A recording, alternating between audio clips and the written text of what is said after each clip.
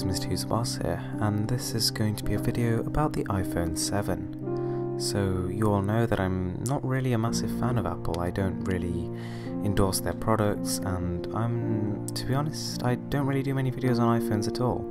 But I thought that, since the iPhone 6 has been such a success, and since, to be honest, Apple has really shaped the market, whether or not us Android lovers like to believe it, I thought that it's probably a good time to actually do a video about their next smartphone, which is undoubtedly going to be the iPhone 6s or the iPhone 7, more than likely the 6s, but nonetheless we can't argue that Apple hasn't changed the way we sort of see our devices.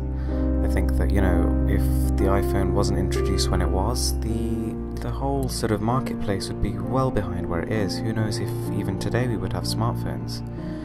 So I mean, if you actually think about the progression of phones before the actual iPhone was announced, every year they were making very incremental improvements. They'd sort of, maybe make a slight software update. The actual level of games playable on those sorts of devices were incredibly weak compared to what we have now.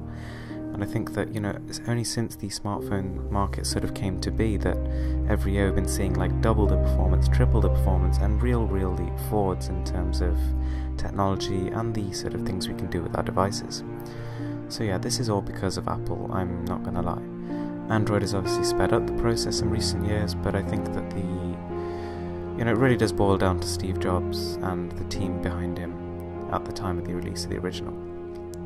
So, Apple has made a lot of progress since the first phone came out. Their software has evolved over time from iOS 1 to iOS 8. And although it may seem to some that there's only really been one big change, which came iOS 7, the sort of way the iPhone looks, to be honest, there's been a lot of big improvements throughout.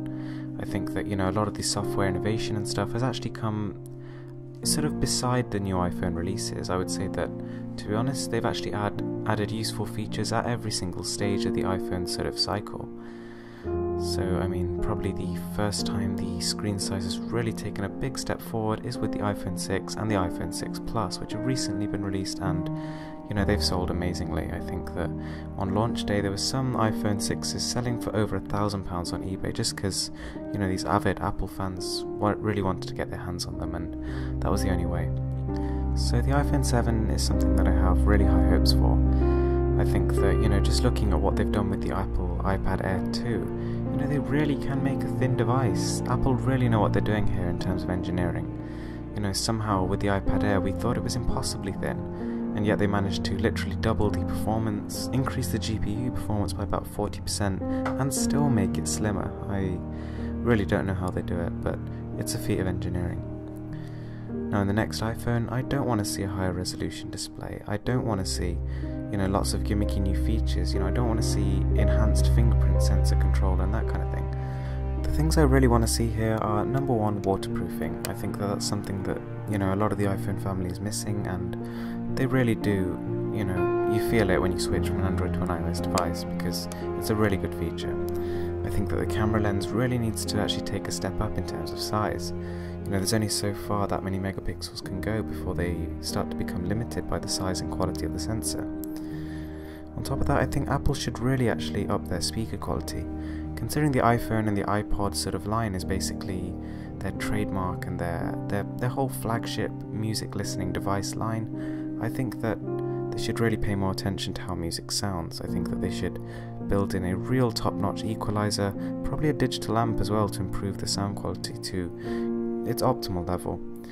And last of all, shatterproof. I mean, the amount of people I see with smashed iPhone screens, it's ridiculous. Even iPhone 6, iPhone 6 Plus, none of them have really stood the test of time like a lot of Android devices have, and I think that's one place Apple really needs to work on. The device does not need to be impossibly thin or so light that you can barely feel it in your hands. It needs to be strong enough to stand the sort of 2 years or so that a person's going to use it. Anyway guys, thanks for watching. I hope you're looking forward to this phone as much as I am, and don't forget to subscribe for more.